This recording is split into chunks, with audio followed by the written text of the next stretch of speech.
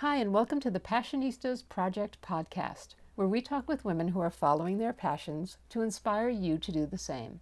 We're Amy and Nancy Harrington, and today we're talking with Santina Muha, a comedian, actress, writer, producer, and disability activist. Santina's many roles in film and television include appearances opposite Joaquin Phoenix in the Gus Van Sant film Don't Worry, He Won't Get Far on Foot, and the role of Beth on One Day at a Time. She recently wrote, recorded, and shot a music video called Ass Level. So please welcome to the show, Santina Muha. Hello, how are you? We're good. We're so glad to have you here. What are you most passionate about? I'm very passionate about TV and pop culture and all of that. I'm also very passionate about food, particularly Italian food and Italian culture. And I'm very passionate about dogs and animals and tea. I drink tea every day. I drink black tea in the morning. I drink green tea in the afternoon. I drink herbal tea at night. So I do drink more tea than anyone I know. So let's go back to your childhood. And when did you first become interested in pop culture, and what was your childhood like, and what role did pop culture play in that? I was in a car accident when I was almost 6 years old. Any memories I have walking, I know I was at least 5 or younger, right? And I can remember walking every time like certain commercials would come on, I would jump up and position myself like, where would I be in this commercial? Okay, it's Zach the Lego Maniac. I'm his little backup girlfriend dancer, like, and I was in dance when I was little, and then MTV. So I lived in what I like to call an Italian Full House, because my mom and I moved back in with her parents after my parents got divorced, and my 2 uncles lived in the house, and they were young. My mom was 20 and they were her 2 younger brothers. So they were still in high school. And I had so much fun living with these cool young uncles. We would watch MTV. I would dress up like Bon Jovi. Because I'm a Jersey girl. So of course, Bon Jovi. It just was always in the background. And then when I got in the accident, I watched Beetlejuice every day. They only had 2 movies on my floor. Beetlejuice and Ernest Goes to Camp, which I hated.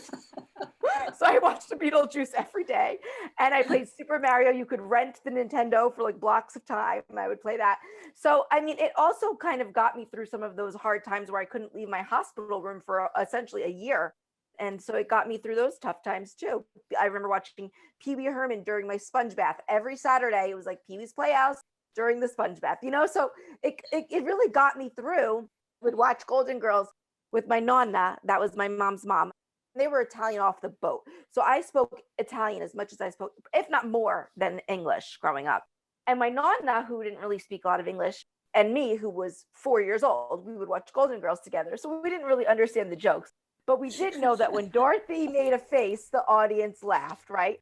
I learned some of my comedic timing from Dorothy Spornak and Sophia on the Golden Girls, and all of that sort of translated to when I got out of the hospital.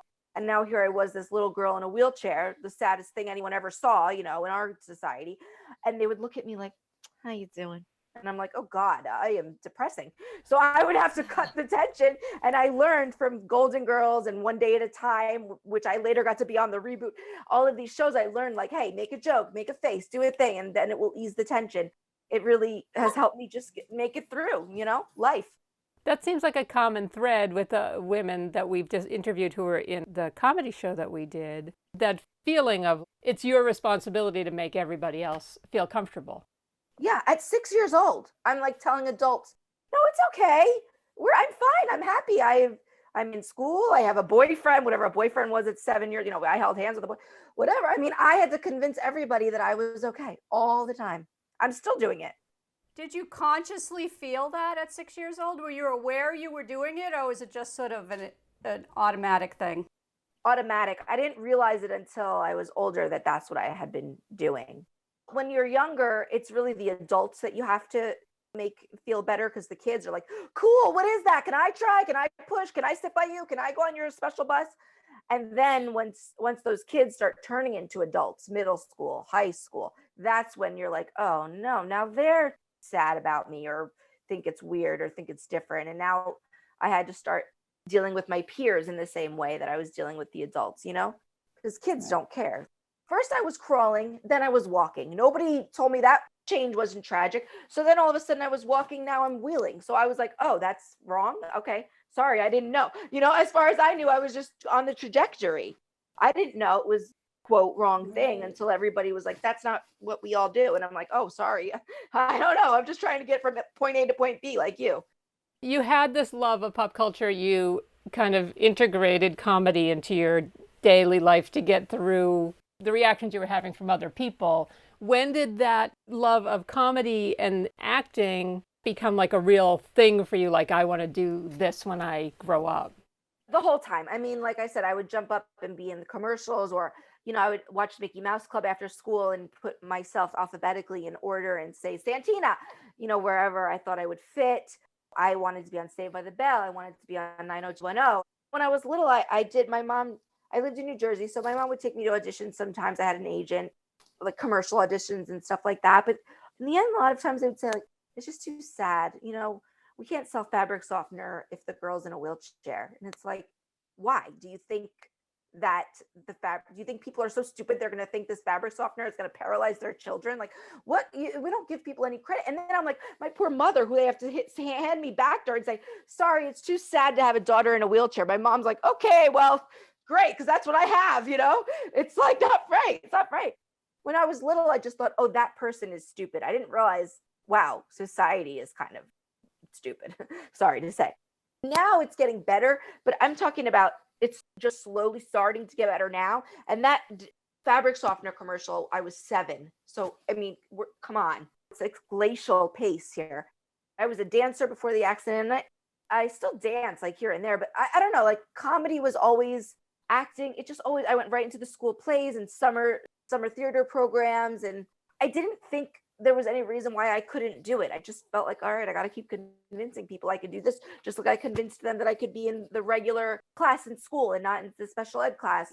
God, there's nothing wrong with being special ed, but if you need it, I didn't need it. I just had to prove to everybody I could be among my peers at all times. And now I'm still doing that in the acting world. But it was just always something I wanted to do. I just felt drawn to the entertainment industry. And in college, I didn't major in theater or anything, but I did major in communication. So I did a lot of interviewing. And then my first job out of college I had 2 jobs. I worked for the National Spinal Cord Injury Association, and I worked for Tiger Beat magazine. It's like I can't escape either one of these. Because it's funny, in the intro, you called me a disability activist. And I'm like, God, am I? I mean, it's like I didn't mean to be, but you kind of can't help it. Because if you're doing anything normal, like in high school, I was a cheerleader, and I thought, great, I'm just going to be a cheerleader because everybody wants me to do wheelchair basketball and wheelchair this and wheelchair that. And I don't want to. I just want to be a cheerleader, and I'm going to buck the system, and I'm not going to be an advocate for anything. I'm just going to be a cheerleader. Meanwhile, I was the only cheerleader in a wheelchair. You can't help but be an advocate because of the fact that people are looking at me. Tell us a little bit about your work with the National Spinal Cord Injury Association. What did you do for them? I was their communication director and also media point person. I wrote for their publication SCI Life, Spinal Cord Injury Life. I interviewed a lot of people, like different athletes, Paralympians. I worked with the Spinal Cord Injury Hall of Fame. I worked with putting that together and things like that. But it was just all disability talk all the time. For me, it was just a little bit of an overload. I wanted to do comedy and be more of a creative. And so eventually I had to leave there and move to Los Angeles and start working in comedy, but taking everything that I learned and all of those connections. And now I have a show called Rolling with My Homies, where I interview other people with disabilities.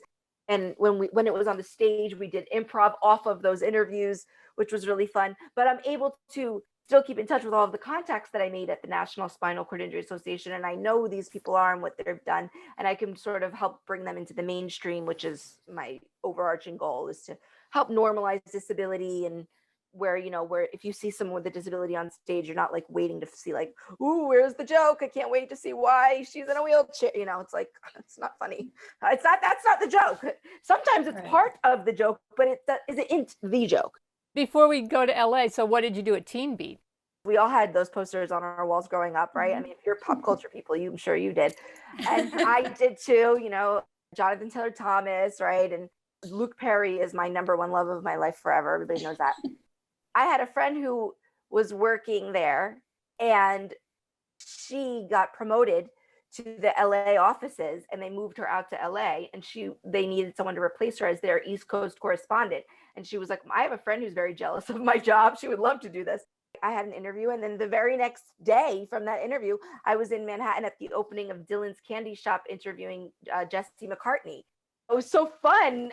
I got to go to MTV Music Awards and Movie Awards, all these red carpet events, and I was freaking out. It was so fun, so cool. I got to interview the Backstreet Boys and the Jonas Brothers and just whoever was hot at the time, Kelly Clarkson, LMFAO, it was just really fun. I really loved being able to do that. And sometimes it was hard. Like one time I showed up somewhere and I had to interview someone who was doing a Broadway show while they were getting their hair and makeup done. And it was up a flight of stairs and there was no elevator in that building. And luckily I had my boyfriend at the time had driven me to Manhattan, and he was going to go like have a drink or something while I did my interview. And instead he ended up having to carry me up and down. So there were times where I had to, navigate around being in a wheelchair, but I love that was a job that I was doing that had absolutely nothing to do with the fact that I was in a wheelchair. And then once I moved to LA, I started working with Hello Giggles, which I also really loved because I was writing more pop culture-y stuff. And again, when I applied for that, when I sent in my samples and I got the job, it had nothing to do with being in a wheelchair. Again, it was just based on my love of pop culture. And that was another like nice win for me, because sometimes you never know, like, are they giving me an extra edge? Because sometimes it works in my favor. And then also it's like, wait, did I not get the job because I'm in a wheelchair? Because sometimes it works against me. So it's nice when I don't have to think either way about it. Have you always been a writer? Yes. I remember in third grade, they sent me as the ambassador, to represent our school to the Young Authors Club meeting. Every Friday was creative writing day. And then on Monday, they would read the best ones. And it was like weird if mine didn't get read on that Monday. It was like, whoa, I wonder what happened to Santina on Friday. And I was a big reader growing up. I went through a hiatus of reading, like once I discovered pot, to be honest, in high school, not middle school. High school, I started smoking a little, like having partying. And then I was like, reading's not cool. And then when I got older, I was like, oh yeah, that's right. I like reading. And now I'm back to reading again. And now I can do both. Now I can read when I'm a little, smoke a joint and read on a, Sunday. Hey, why not? You created the Ask a Woman in a Wheelchair series for BuzzFeed. And it was hugely popular. You got 10 million hits and counting. So how'd that come about, and why do you think it was so popular? They had a few, right? I think they had like an Ask a Lesbian one or something. And then someone there was like, I want to do a wheelchair one, and contacted me. And I was like, yes, let's put this together. It's more about addressing the fact that people are asking these questions than it is about answering these questions, because there's a time and a place to answer those questions. But I think that's why they do well, because I think people see it themselves in it. You can't help but be like, oh God, I've definitely used the handicap stall before, or I've for sure stared at someone, or even gone up and asked somebody, what happened?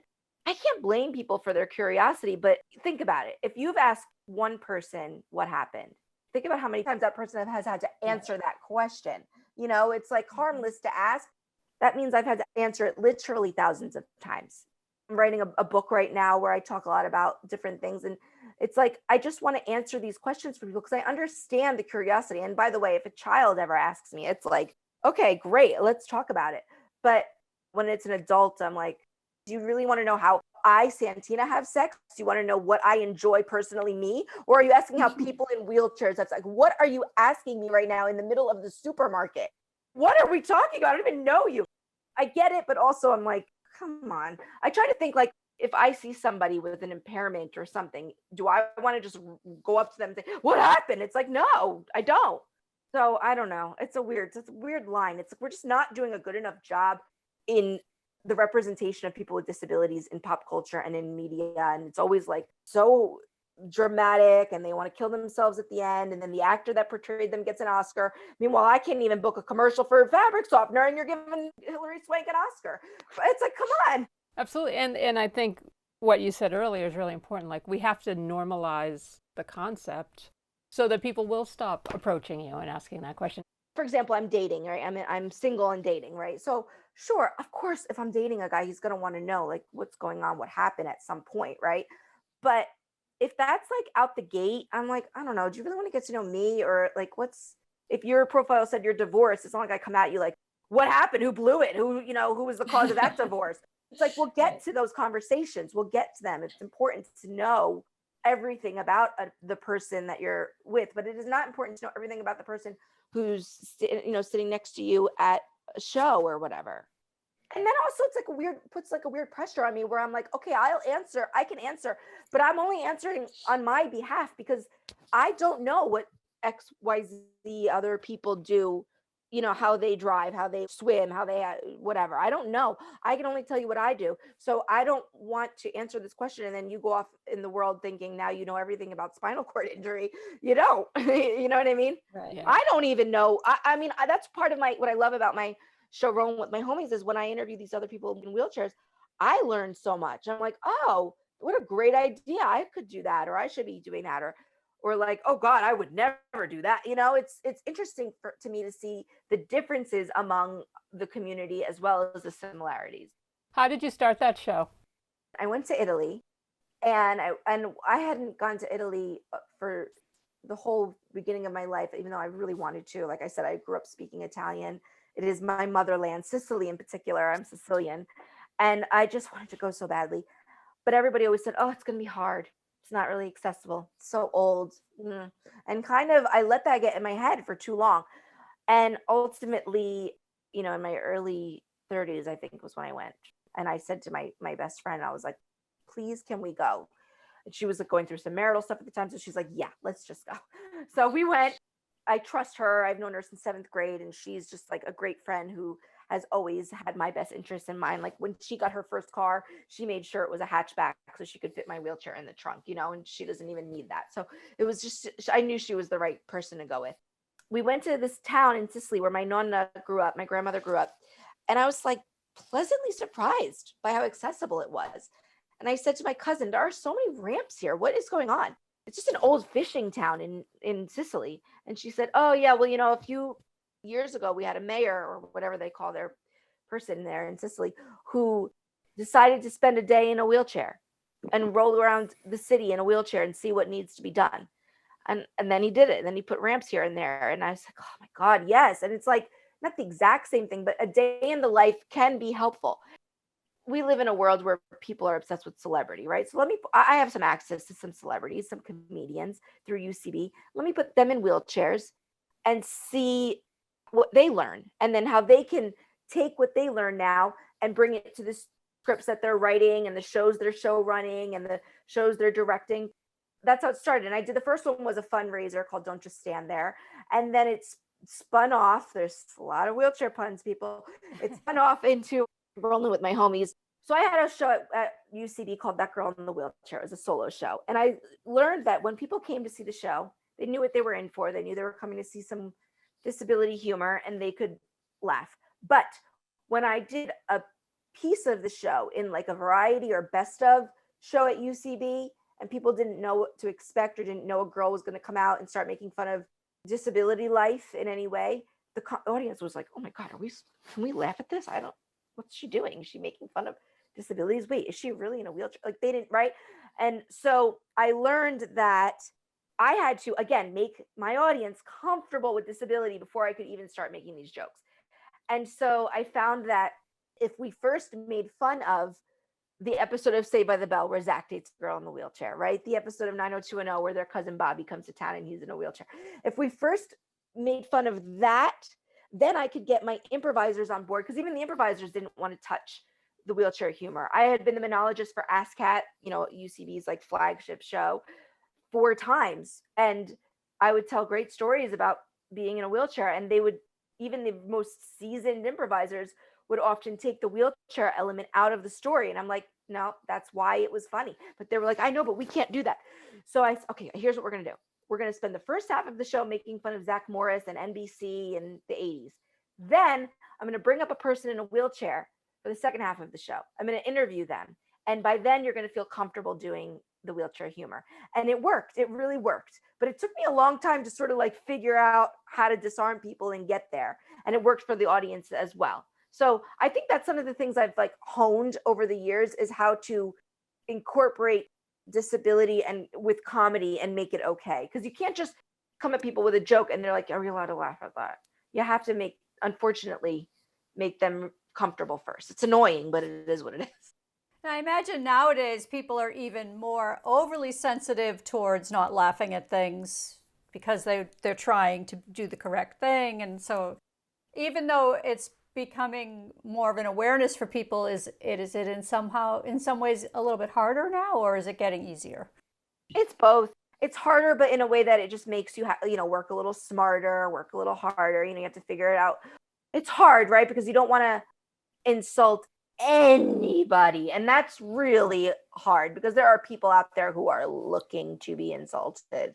There's a quote I love that I try to remind myself constantly, which is, you could be the juiciest, ripest peach, and there will still be people who don't like peaches. If I make my jokes, like if I try to make them too inclusive, I'm always going to be leaving somebody behind. And then I don't want to hurt anybody's feelings. You can't please everybody with every single joke, with every single thing, and I'm writing this book of essays right now. And there are times where I'm like, oh God, this is going to piss somebody off. I know it. No pun intended, paralyzes me as a writer of like, then maybe I just won't. But it's like, no, you got to put the book out because you're going to help more people than you're going to hurt. But I don't want to hurt anybody. But it's a lot. We're all as content creators, we're all dealing with this, right? But it is scary because we are in a time right now where you don't know, even something that's okay to say today might not be okay to say next year. And you're like, oh shit, now it's in print. Once it's published, it's done, And even if I change my mind or my point of view, which is something that has already happened to me, even from drafts that I've written, before COVID times, I'm like, oh wait, I got to change this, So it happens, but once it's out there, good luck to us all. You have these open conversations with people and it's like, okay, you know what? That's true. Sorry. I didn't realize that's messed up. So I want to be aware, and I try to give people the same courtesy. Like if someone says something that I feel like is sort of ableist, which is a term that even I only learned in the past few years. I mean, people were being ableist to me all my life, but I didn't know that's what it was called or what it was. But I try to educate before I cut people down or out. It depends on my mood. Like I said early in the beginning, if you get me on a compassionate day, great. But if you get me like on a day where I'm just like, I've had it, I don't know. We're Amy and Nancy Harrington, and you're listening to the Passionistas Project podcast and our interview with Santina Muha. To keep up with her projects, follow her on Instagram at Santina Muha. If you are enjoying this interview and would like to help us continue creating inspiring content, please consider becoming a patron by visiting thepassionistasproject.com/podcast and clicking on the patron button. Even $1 a month can help us continue our mission of inspiring women to follow their passions. Now here's more of our interview with Santina. Was it through UCB that you hooked up with Amy Poehler to do the conversation on disability and comedy? Can you tell us about that? I love her so much. Yes, I met Amy Poehler at UCB in the hallway one time, and I was just like, oh my gosh. I was like, because she's one of the 4 founders of UCB, and so she's like the queen, and it would be like running into Dave Thomas's daughter at Wendy's, right? So it's like, and I introduced myself to her. I was just a student at the time. And then I kind of came up through the ranks of UCB and became a performer. And then, when they opened up the Sunset location, which we were also excited about, which just recently has closed now, which we're also sad about. We had a big opening party, and I was on a house team at the time. So we got to like decorate, and Amy was there.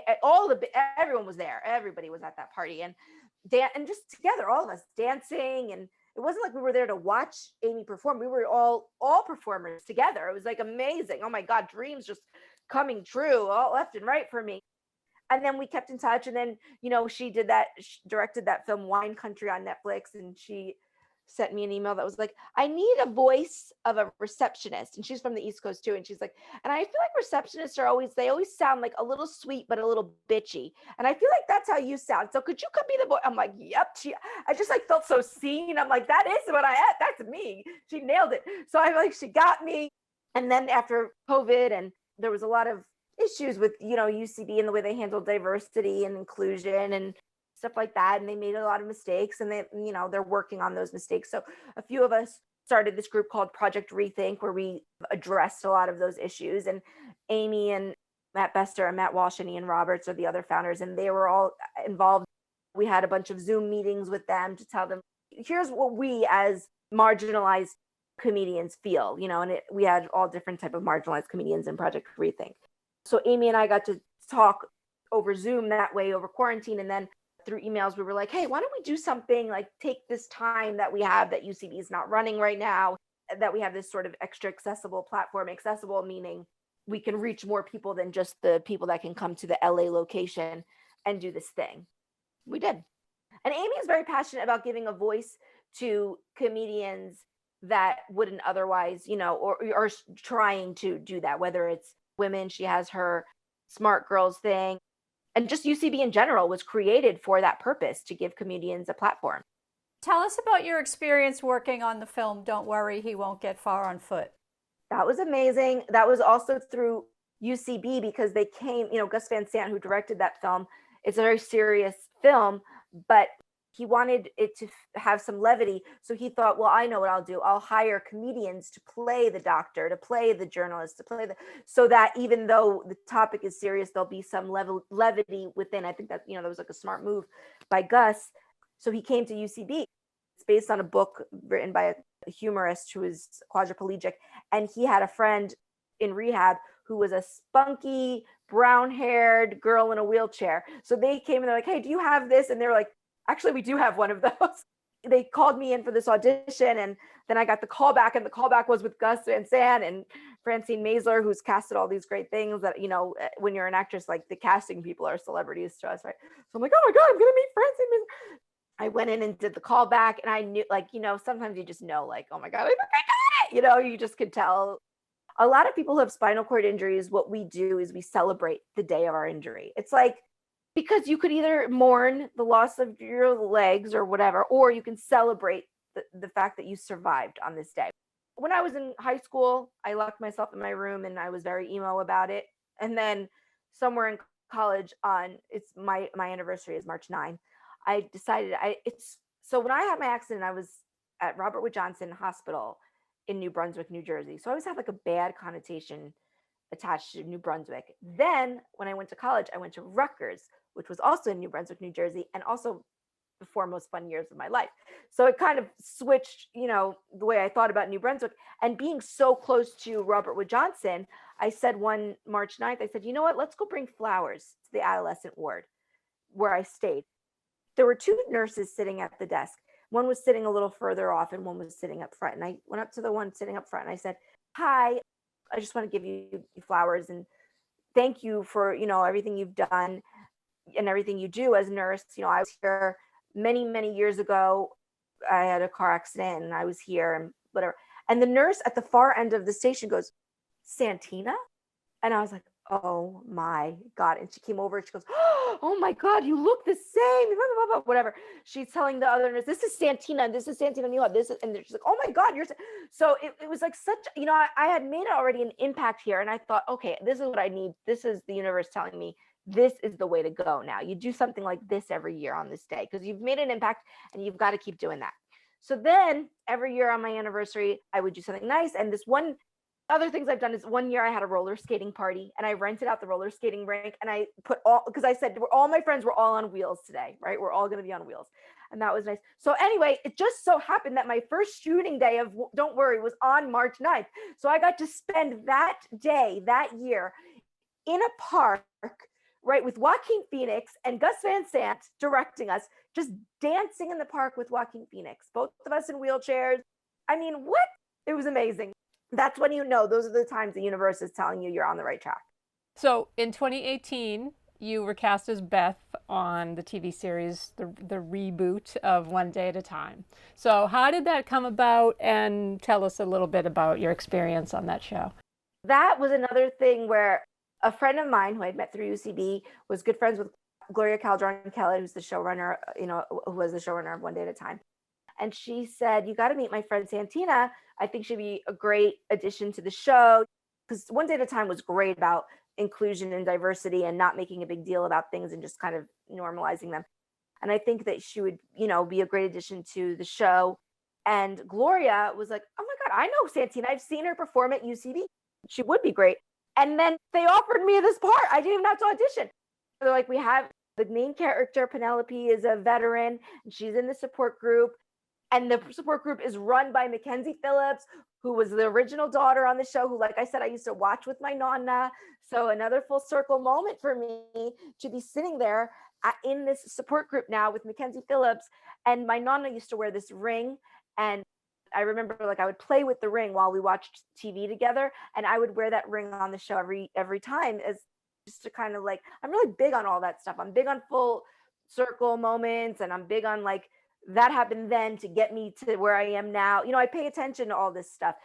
And what I loved about doing One Day at a Time is that it was like the best of all of my worlds here, because it was a multicam, right? And so for people who don't know, multicam is like when you're watching a show like Full House or Family Matters or whatever, where the audience is laughing, right? And so you get to shoot the show in front of a live audience. So that's like the improv, but then also you get hair and makeup and craft services, and you get to tell your family and friends what channel it's on, right? Which is something you don't get from improv. So I got to do both things at the same time that I loved, and feed off of the audience, but then also tell my family, what time they could watch it and where and when.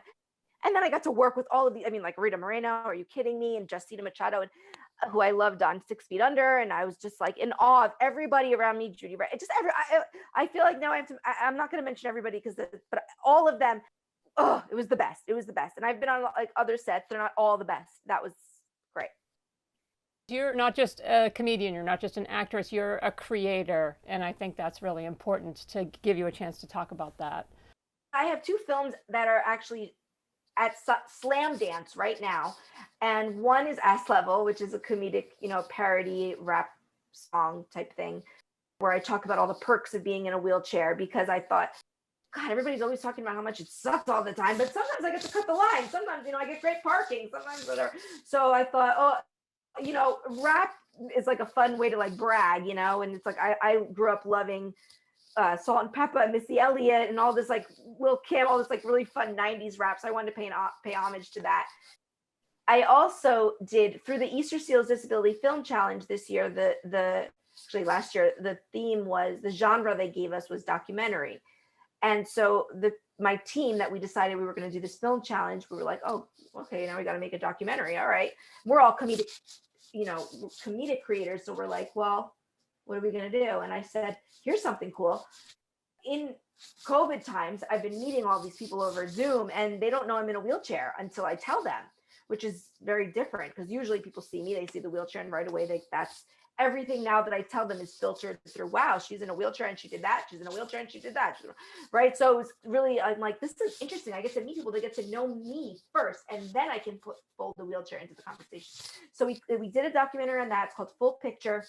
And it's doing really, really well. It's getting great reviews. It's a short doc, and I hope people check it out, because I learned some stuff about myself too, and my own like sort of implicit bias that I had, internalized ableism that I have, from whatever media and pop culture has put into my head, right? And I'm really proud of that. I'm proud of this book, and I'm also writing 2 movies right now, one by myself and one with 2 writing partners. And I'm just trying to create content, especially now that in this time where I can't really, go anywhere or do anything because the world is on pause. There's a great opportunity to write, and that's what I've been doing, just so I don't feel like lazy. What advice would you give to a young woman who's living with a disability? If you think you can't do something, then you probably aren't thinking of all of the ways that you could do it.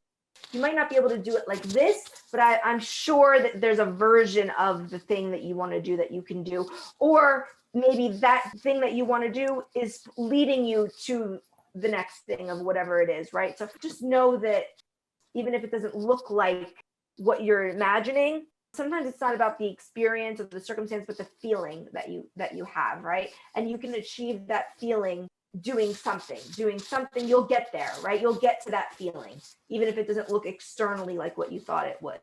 Thanks for listening to our interview with Santina Muha. To keep up with her projects, follow her on Instagram at Santina Muha. Please visit thepassionistasproject.com to learn more about our podcast and subscription box filled with products made by women-owned businesses and female artisans to inspire you to follow your passions. Sign up for our mailing list to get 10% off your first purchase. And be sure to subscribe to the Passionistas Project podcast so you don't miss any of our upcoming inspiring guests. Until next time, stay well and stay passionate.